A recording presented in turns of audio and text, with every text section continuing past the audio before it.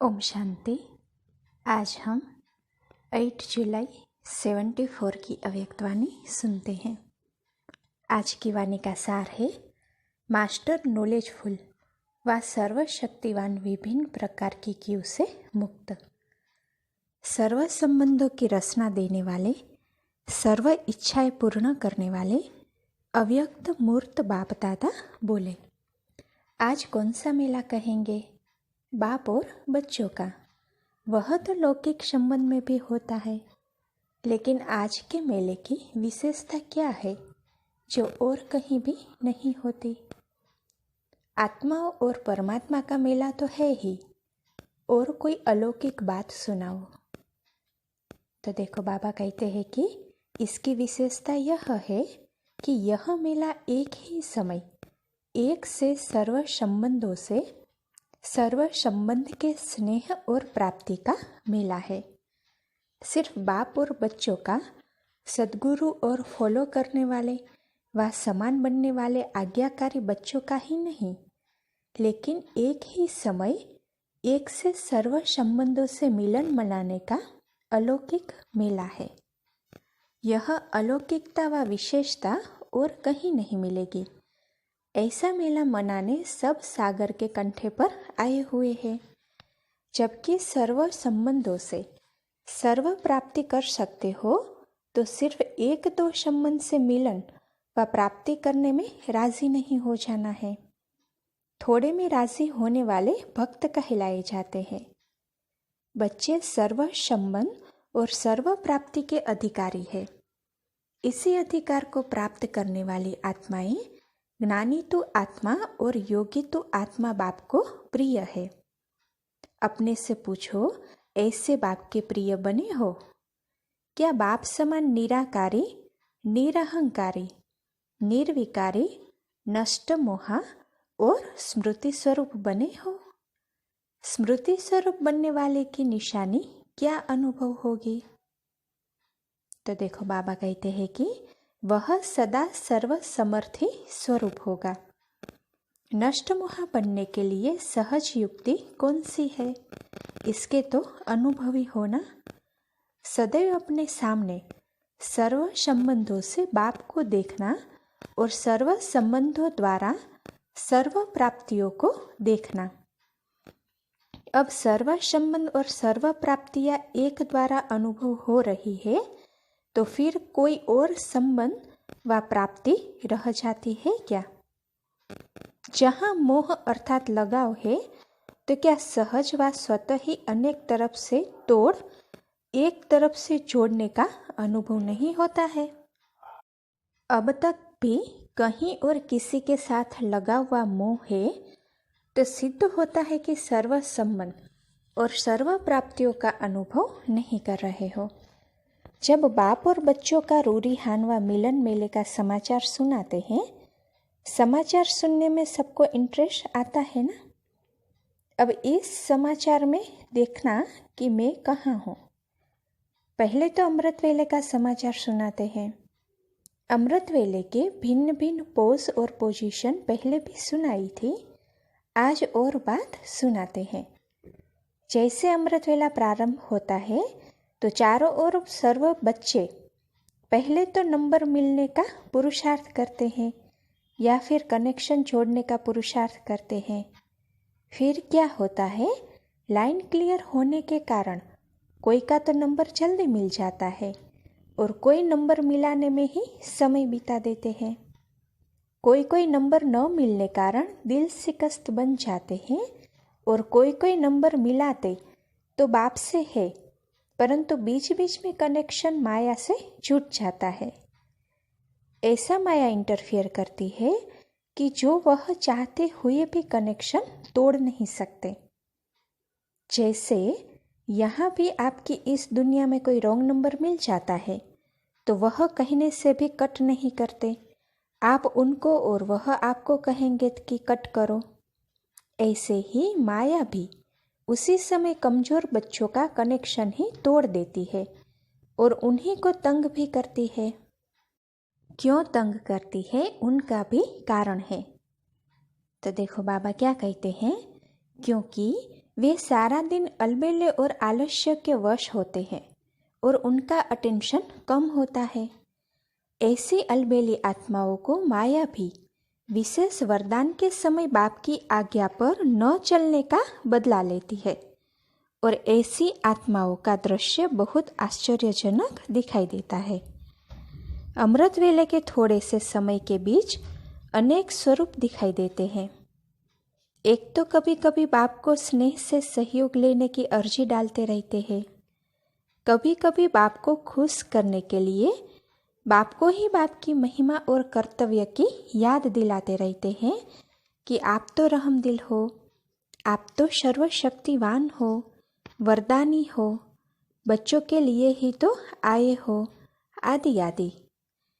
कभी कभी फिर जोश में आकर माया से परेशान हो सर्वशक्ति रूपी शस्त्र यूज करने का प्रयत्न करते हैं।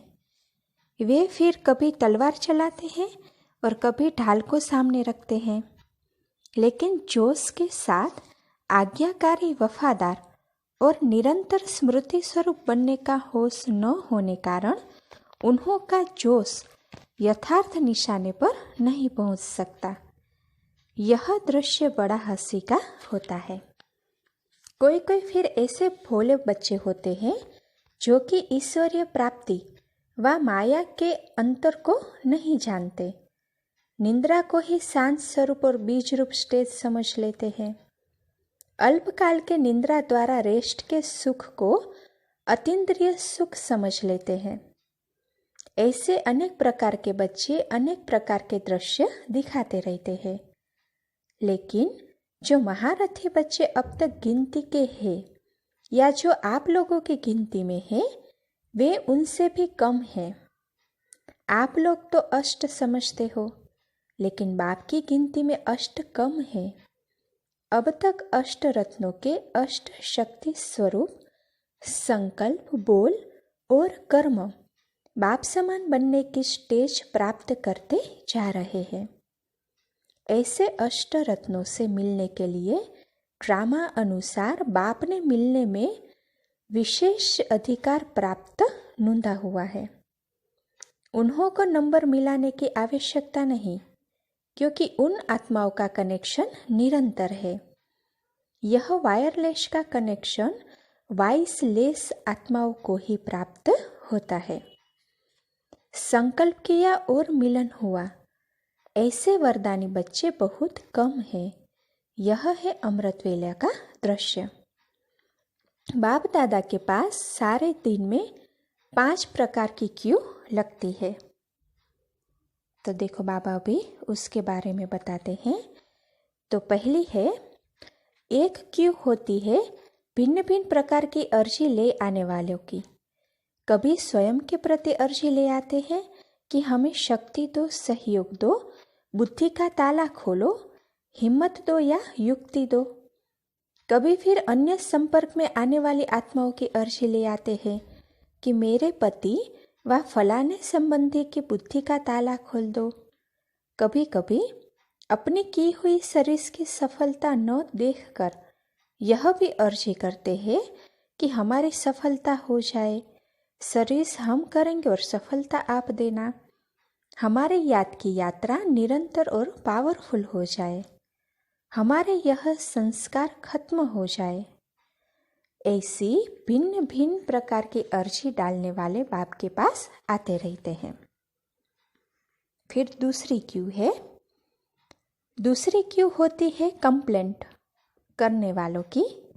उन्हों की भाषा ही ऐसी होती है, यह क्यों, यह कैसे, कब और क्यों होगा, मैं चाहती हूँ फिर भी क्यों नहीं होता, याद क्यों नहीं ठहरती, लौकिक और अलौकिक परिवार से सहयोग क्यों नहीं मिलता। ऐसी अनेक प्रकार की कंप्लेंट्स होती है। उनमें भी विशेष 2 बातों में कि व्यर्थ संकल्प क्यों आते हैं, शरीर का रोग क्यों आता है, याद क्यों टूटती है आदि। इस प्रकार की कंप्लेंट्स की क्यू लंबी होती है। फिर तीसरी है, कई बाप दादा को ज्योतिष समझकर क्यों लगाते हैं, क्या हमारी बीमारी मिटेगी, क्या सर्विस में सफलता होगी? क्या मेरा फलाना संबंधी ज्ञान में चलेगा? क्या हमारे गांव व शहर में सर्विस वृद्धि हो पाएगी? क्या व्यवहार में सफलता होगी? यह व्यवहार करूं या यह व्यवहार छोड़ूं? बिजनेस करूं या नौकरी करूं? क्या मैं महारथी बन सकती हूँ?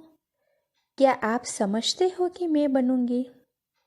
ऐसे ऐसे गृहस्थ व्यवहार की छोटी छोटी बातें कि क्या मेरी सास का क्रोध खत्म होगा? मैं बांधेली हूँ या बांधेला हूँ, क्या मेरा बंधन टूटेगा? क्या मैं स्वतंत्र बनूंगी व बनूंगा? अथवा कई यह भी विशेष बातें पूछते हैं कि क्या मैं टोटल सरेंडर हूँगा? क्या मेरी यह इच्छा पूरी होगी? तो बाबा कहते हैं कि ऐसे यह भी क्यों होती है। फिर चौथी क्यों होती है कि उल्हना देने वालों की। आप ऐसे टाइम पर क्यों आए जब हम बूढ़ी बन गई और अब मैं बीमार शरीर वाली बन गई हूँ?